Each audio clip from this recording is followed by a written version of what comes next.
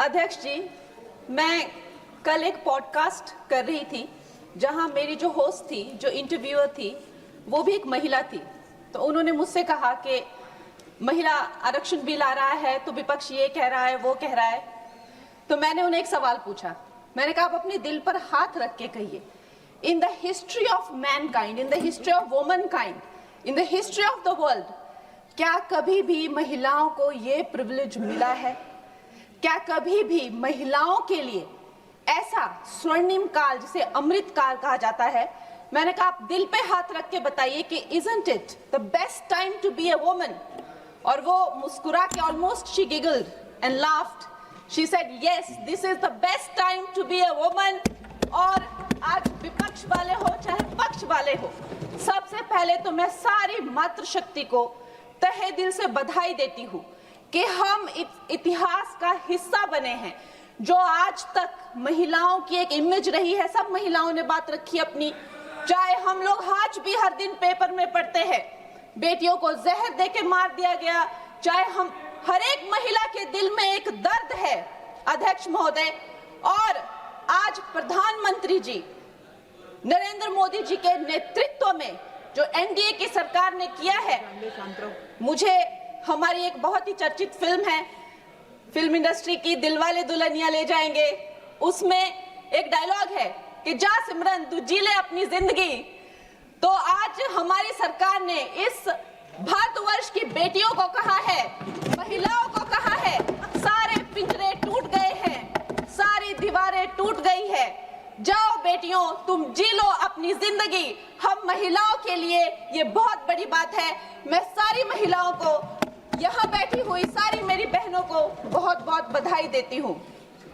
अध्यक्ष महोदय, भारत की बेटी वैदिक काल में जब दृष्टा बनी, दर्शनी बनी, विदुषी बनी, तो वो गार्गी और मैत्री बनी। मध्यकाल में जब वो लड़ी, उसने नेतृत्व किया, वो रानी लक्ष्मीबाई बनी, वो अबक्का बनी। अध्यात्म में जब भारत की बेटी ने परचम उठाया, परचम पाया, तो वो मीराबाई बनी, अक्का महादेवी बनी। आज भी हमारे भारत की बेटियां जो है हर क्षेत्र में, चाहे वो डिफेंस हो, चाहे वो स्पोर्ट्स हो, फिल्म इंडस्ट्री हो, चाहे वो मंगल मिशन हो, कोई भी ऐसा क्षेत्र नहीं है जिसमें वो भारत का नाम ऊंचा नहीं कर रही हो। लेकिन ये जो राजनीति का एक क्षेत्र है, वही एकमात्र ऐसा क्षेत्र है अध्यक्ष महोदय जी, जहां पर हमारा देश पूरे विश्व के साथ कदम से कदम मिलाकर नहीं चल पा रहा है। मैं हिमाचल प्रदेश का उदाहरण देती हूँ। हमारे पास 68 एमएलएज हैं, लेकिन सिर्फ एक महिला एमएलए है, सिर्फ एक। लेकिन बाकी देश भी इसी तरह की जो है, चाहे 8%, 9% का वुमेन इंक्लूजन। अरे मेरे को प्लीज वुमेन्स बिल पे बोलने दीजिए ना। तो अभी पूरे देश की जो असेंबली का है, यही रेट चल रहा है। और ये जो दर है, इसकी जो औसताना दर है, वो 9% to 8% है। लोकसभा में जबकि हमें 13% तक पहुंचे हैं, लेकिन ये वैश्विक दर दूर दूर तक कहीं वो वैश्विक दर के नजदीक नहीं है। लेकिन आज जब ये महान उत्सव हमारी जिंदगियों में आया है, तो प्रधानमंत्री जी का एक शब्द मुझे याद आता है कि पेट में चूहे दौड़ना। कांग्रेस के पेट में जब भी कुछ अच्छा होने लगता है तो चूहे इनके दौड़ने लगते हैं, और वैसे ही चूहे दौड़ने शुरू हो गए हैं। अभी प्रियंका गांधी जी कह रही है कि संविधान ही बदल देंगे, यहाँ पे जो है डेमोक्रेसी ही खत्म कर देंगे। कुछ भी करने को जाते हैं तो डेमोक्रेसी खत्म कर देंगे। आप थोड़ा भी अगर कॉमन सेंस यूज करें कि जो लोकप्रिय नेता है, जो डेमोक्रेटिकली इलेक्टेड नेता है प्रधानमंत्री जी, जिन्हें डेमोक्रेसी ने उनकी पार्टी को लाया है, वो उस डेमोक्रेसी को क्यों खत्म करेंगे? वो थोड़ा ना कोई इंदिरा गांधी जी की तरह उनसे कोई कुर्सी ले रहा है तो उनको कुर्सी पे हक जमा के रखना है, तो वो डेमोक्रेसी खत्म करनी ही पड़ेगी। ऐसी तो कोई स्थिति है ही नहीं। तो जैसे प्रधानमंत्री जी ने कहा कि अगर किसी के लिए डेमोक्रेसी वर्क करती है तो वो मेरे लिए ही सबसे ज्यादा वर्क करती है, तो इतना तो कॉमन सेंस होना चाहिए। जब देखो लोगों को बहलाना फुसलाना, जब देखो जो है वो झूठी बातें चलाना, और अब एक नई बात सीखी है, डिलिमिटेशन जो है। चलो वुमेन्स बिल, उनमें हिम्मत नहीं है बोलने की, डिलिमिटेशन में लफड़ा है, इसको हम लोग नहीं आने देंगे।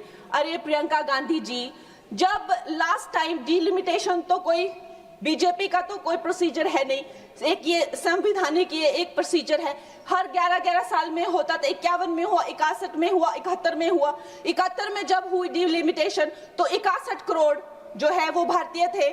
उस टाइम पे जो 543 जो लगभग सीटें थी, आज भारतीयों की संख्या 140 हो गई है। क्या उनका समीकरण है? क्या उसमें से SC ST उनको उनका हक नहीं मिलेगा? SC ST में भी 1/3 हक महिलाओं, उनकी क्या संख्या है, उनकी क्या सीट आएगी? ये सारी कैलकुलेशन किस तरह से आप रिजर्वेशन देंगे? 140 करोड़ जो अब महिलाएं हैं तो they should not be accounted for. इस तरह की ये बहकी बातें कर रहे हैं। अभी मेरी बहुत अच्छी मित्र है यहाँ जून TMC के जो MP हैं, उन्होंने कहा कि 33% रिजर्वेशन क्यों दे रहे हो, 85% दे दो। अरे आप थोड़ा तो कॉमन सेंस यूज करिए।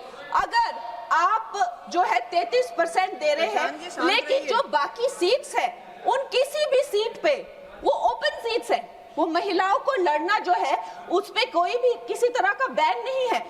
14% हम ऑलरेडी पहुंच गए हैं। तो जून जी, मैं आपको ये कहना चाहूंगी कि लगभग 50% से ज्यादा महिलाओं का पार्टिसिपेशन होगा इस महिला बिल के बाद। तो अध्यक्ष महोदय जी, सोनिया गांधी जी कहती हैं कि इनको इतनी जल्दी क्यों है, ये महिला बिल इतना जल्दी में क्यों लाते हैं? तो आपकी तरह होना चाहिए था कि 30 साल जो है आपने इस बिल को लटका के। से अग्री करती हूँ कि प्रधानमंत्री जी जो है महिलाओं को न्याय दिलाने के लिए जल्दी में है, क्योंकि जो काम 60 साल में नहीं हुए वो उन्होंने 10 साल में ही करके दिखा दिए।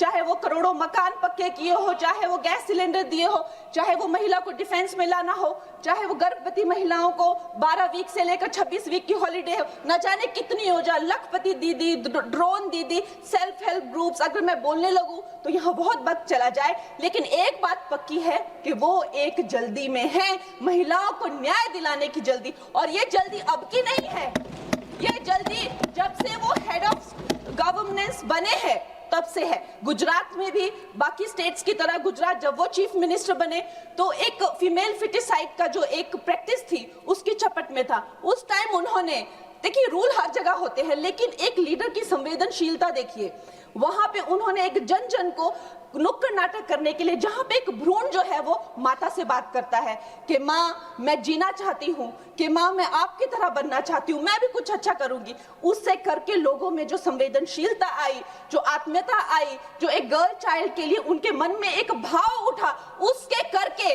आप देखिए इंडिपेंडेंट इंडिया की हिस्ट्री में 1000 मेल चाइल्ड पर पहली बार 1020 फीमेल चाइल्ड हुए हैं। ये प्रधानमंत्री जी की कमिटमेंट है फॉर गर्ल चाइल्ड। लेकिन इन लोगों को जो है इस बात का दुख होता है। अध्यक्ष महोदय जी, मैं आपसे ज्यादा अध्यक्ष महोदय जी, मैं ये बात आपके संज्ञान में लाना चाहती हूँ कि एक तरफ तो प्रधानमंत्री जी की नीति है और दूसरी तरफ जो है वो है कांग्रेस के लोग, विपक्ष के लोग आप कह लीजिए। MLA फूल सिंह जी ने इसी जनवरी में कहा कि अगर महिलाएं आकर्षक होंगी तो रेप तो होंगे ही। सोचिए, ये इनकी मानसिकता है। TMC के MP तपस पाल ने कहा, I will let loose my men to rape your women। ये इनकी मानसिकता है महिलाओं के लिए। मुलायम सिंह यादव जी ने कहा था, आज धर्मेंद्र यादव जी कह रहे थे ना कि हम फेमिनिस्ट हैं, उन्होंने कहा था कि अगर ये बिल आएगा तो सिर्फ जो अर्बन महिलाएं हैं वही पार्लियामेंट में आएगी और उसके करके जो है सीटियां और तालियां बजाने की जैसे जो है पुरुष काम करेंगे, उनको कौन संभालेगा? ऐसी इनकी मानसिकता है बेटियों के लिए। अध्यक्ष महोदय जी, जब मुझे टिकट 2024 में जब मुझे टिकट मिला था तो मेरा एक फोटो लगाकर उसके नीचे कांग्रेस के प्रवक्ता ने लिखा था कि मंडी में क्या भाव चल रहा है।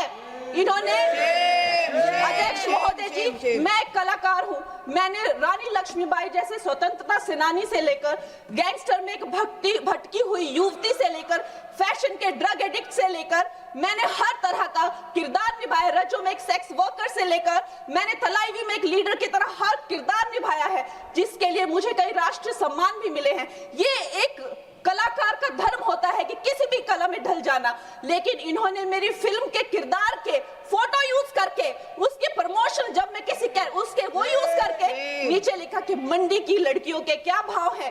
अध्यक्ष महोदय जी ये भूल गए कि ये वो मंडी नहीं जो आपको फिल्मों में दिखाई थी, एक मंडी जो फ्लैश मार्केट को लेकर एक फिल्म बनी थी मंडी, लेकिन ये भूल गए ये वो मंडी है जहां मांडव ऋषि ने तपस्या की थी। मांडव ऋषि के नाम पर मंडी का नाम पड़ा है अध्यक्ष महोदय, और उसे छोटी काशी भी कहा जाता है। ये कांग्रेस की जो नीच सोच है उसको मंडी के लोगों ने, मंडी की बहन बेटियों ने जो है तब तमाचा मारा जब इसके रिजल्ट आए और दिखाया कि ये भारत की भूमि है, यहाँ बेटियों का अपमान करना जो है किसी पाप से भी बढ़कर है। अध्यक्ष महोदय जी, एक तरफ तो इनकी नीति है और दूसरी तरफ प्रधानमंत्री जी, जब अभी आपने देखा कि नेशनल क्रिएटर अवार्ड्स में वो जेनजी को जब पूरी तरह से संबोधित कर रहे थे तो उन्होंने जो है जब वो जेनजी को संबोधित कर रहे थे तो उन्होंने जो है आधुनिक फैशन में जो है पैरेलल ड्रॉ किया, जो मिनी स्कर्ट्स होते हैं, जो ब्लॉक हील्स होते हैं, जो लेडीज के पर्सेस, एक्सेसरीज होती है, जो कोणार्क टेम्पल में जो स्कल्पचर बने हैं, और उन्हें जो है हमारे कल्चरल हेरिटेज का एम्बेसडर बनाया। और प्रधानमंत्री जी, इससे उनकी जो कल्चरल रूटेड जो प्रोग्रेसिवनेस है वो नजर आती है। आज भारत की बेटी ये मानती है कि प्रधानमंत्री जी से बड़ा कोई भी फेमिनिस्ट नहीं है। He is the only flag bearer of feminism। और ये भारत की बेटियां जो है सदा उनकी आभारी रहेगी, जो उन्होंने भारत की महिला शक्ति में, मातृशक्ति में विश्वास दिखाया है, उसके लिए हम सदा आभारी रहेंगे। मैं अपनी पार्टी को बधाई देती हूं और साथ ही सब महिलाओं को धन्यवाद।